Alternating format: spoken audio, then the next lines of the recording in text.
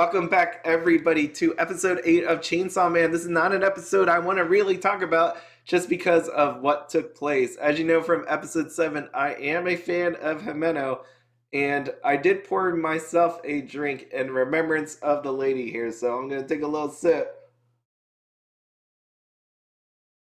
It's really good. So, anyways, let's begin. I'm going to breeze through the first half of this really quickly just because there really wasn't much to actually see here. So I'm going to go through and say Himeno drags home Denji, right, from their time drinking and eating.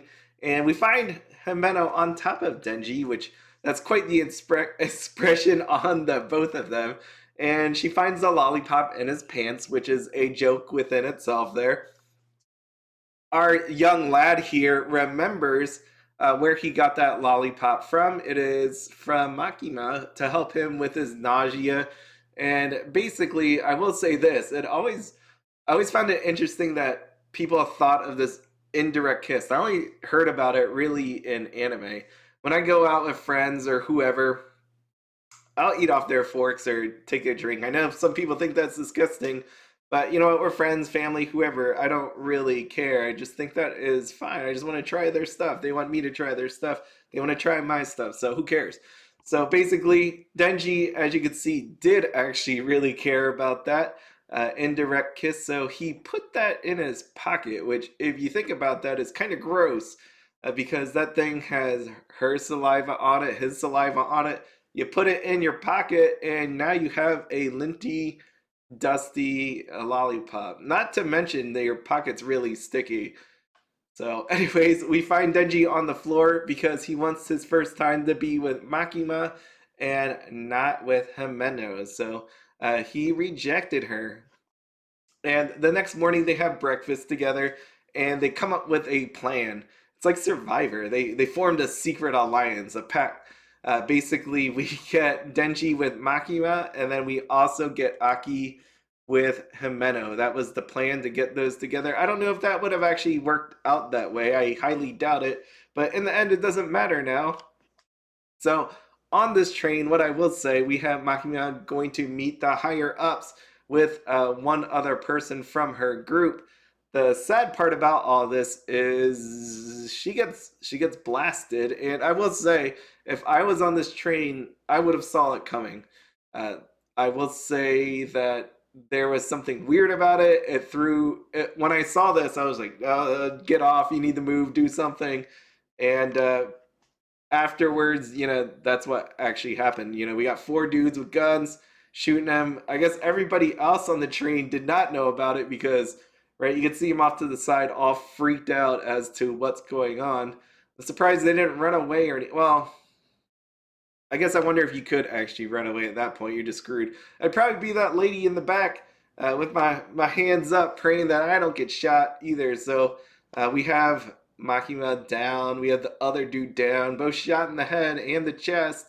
So I would imagine that they are dead. But I almost feel like Makima can't be dead. I didn't read the manga or anything, so I have no clue what's coming. Trying to avoid any sort of spoiler. I feel like she's not dead. Not dead, but if she's dead, it's going to be amazing to see what Denji does. I will imagine he will freak out and kill everybody in his way, because if he was saving himself up for Makima and she's dead and he rejected Himeno, he's going to be really pissed because he is driven by his ambitions, you would say, right? That's what we saw all this time through these 8 episodes, that he wants, like he wants some love, basically. He wants some love in his life, and if he is saving himself for the girl, Makima, and she's dead, then there's going to be people that are going to pay for all of that. So, anyways, we also have Arai and we have Kobeni here walking down the street. I will say ahead of time, would not have seen this coming. So we're on the train. I did see that coming. I did not see this coming. Like, if I put myself in the shoe of these two, no way, I'd be 100% dead.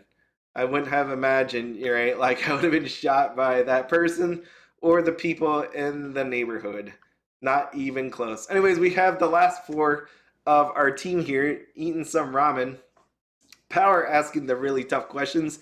Did the two of you truly not mate last night? And we have Homani saying that Denji is actually a gentleman, so he passed up on it.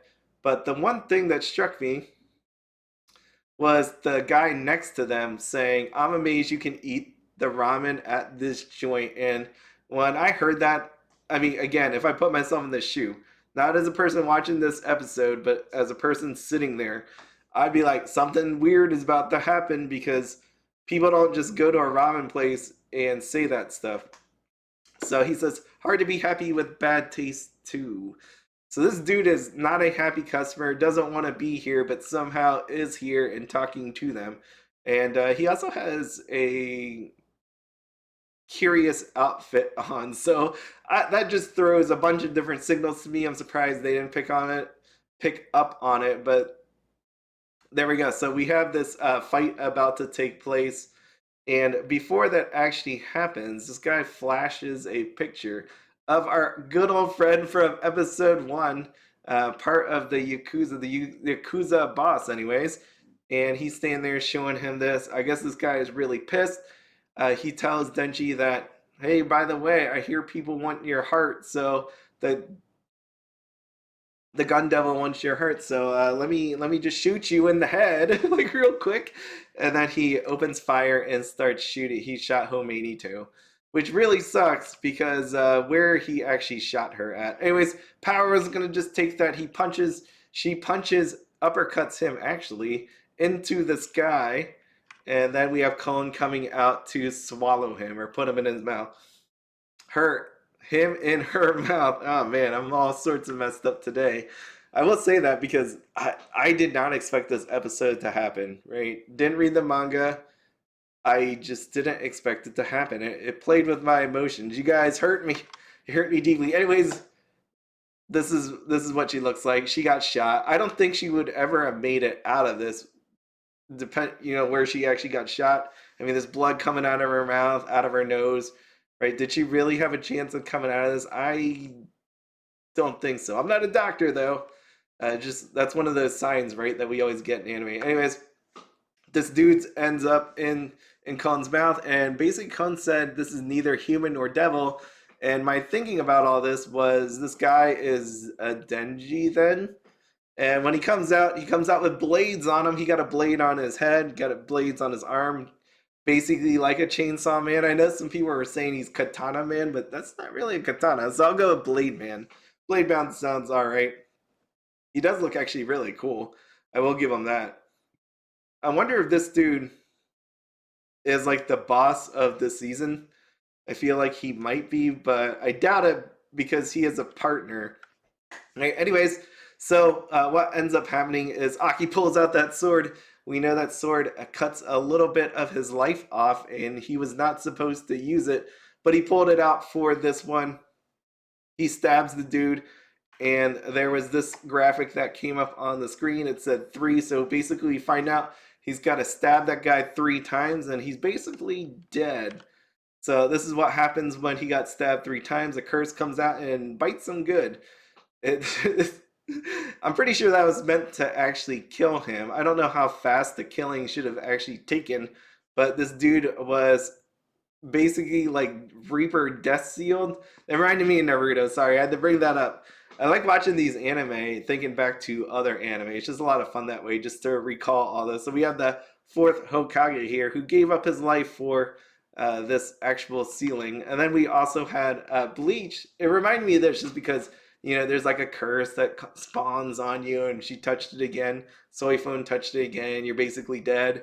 So we had that going on. Anyways, this guy, the aftermath of all of that, he's laying there. He looked pretty dead to me. His mouth is wide open, but he's not actually dead. So this girl somehow brought him back up. She asked him if he learned his lesson. He underestimated Aki like real bad, and basically he recovered for it. He came back, slashed him good. He slashed him so fast. It was one of those moments where he didn't even know he got cut until like 2 seconds later, which always is fun to see. It's like cheating, but hey, that's what happened. Power was powerless to do anything, since she couldn't actually follow his movement. She reminded me of like a Bulma in Dragon Ball, where she just kind of stood there. I mean, again, I don't blame her because if she tried to do anything, she would probably die. So no point wasting your life. You just gotta hope something happens here. I mean, in the end, I would imagine Power would end up fighting. She would still die, but I don't think she's just gonna lay there and just just get stabbed. She would do something, but right now, not the moment. So because of that, we got Himeno over here.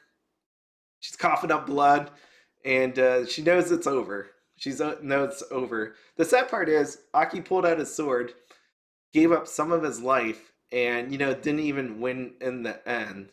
And then we have Himeno here about to die, who's gonna give it all up, right? So basically, we could have skipped him giving up a part of his life here, and we could have just went right to Himeno. But you know what?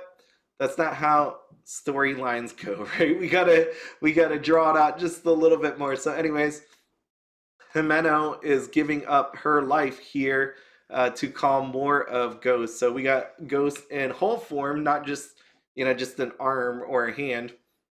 So she is basically going through why she liked Aki and saying how he can cry.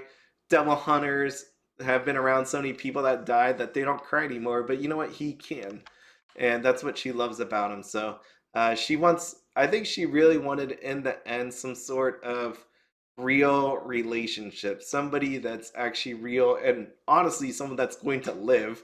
I mean, that's probably number one. They gotta be able to live, and number two, have some sort of emotion because she was lacking that with everything that's happened over the time period. That is just my thought about it. Could be totally right, could be totally wrong, but that's how I feel about her. That's why I really like Himeno, because I could see through that.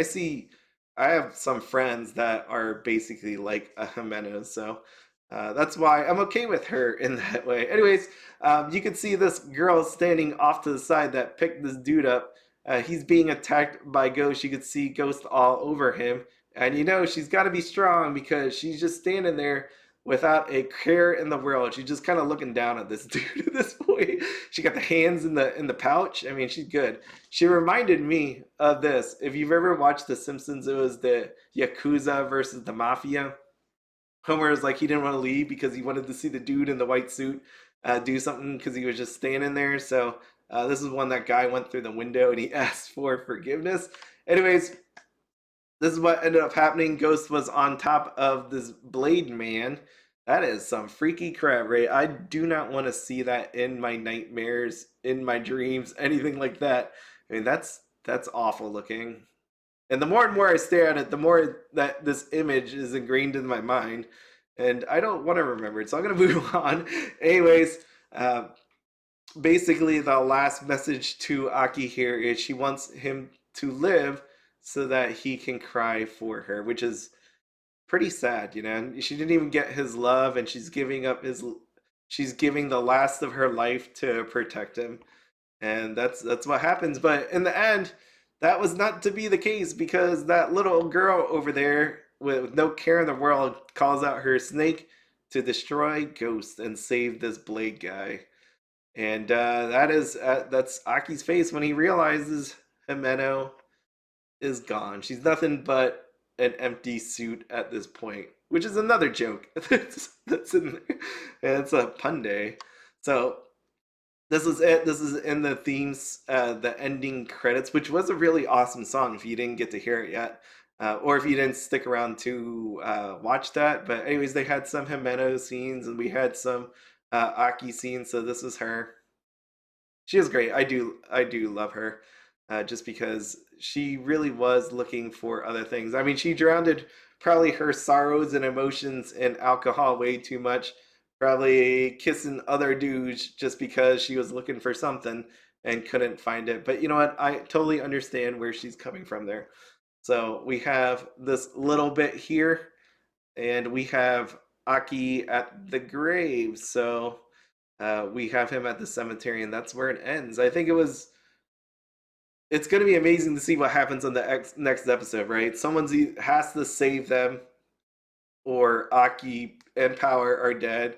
I mean, this is called Chainsaw Man, so there's no way Denji's dead. At some point, he's going to get up and do something crazy. It's just at what point does that actually take place? I don't know when that will actually happen, but I really wonder if Makima is actually dead. How many of the other people are dead, right? This is just one subset of their actual group. There are others. Did all of them get attacked, or was it just this group specifically that got targeted? So interested to find out. Again, I'm a little heartbroken by that. You know, like you have everybody has certain girls that they girls dudes whoever that you like in a series. It's often really hard to watch them die, especially as you get to know them a little bit more. And like I said, I know people that are similar to Himeno that I can relate to, so kind of hurt a little bit more. So that was it. I'll see you on the next episode, episode 9. Hopefully, we get some better news. Hopefully, we get a little bit of vengeance here for our fallen friends. See you later.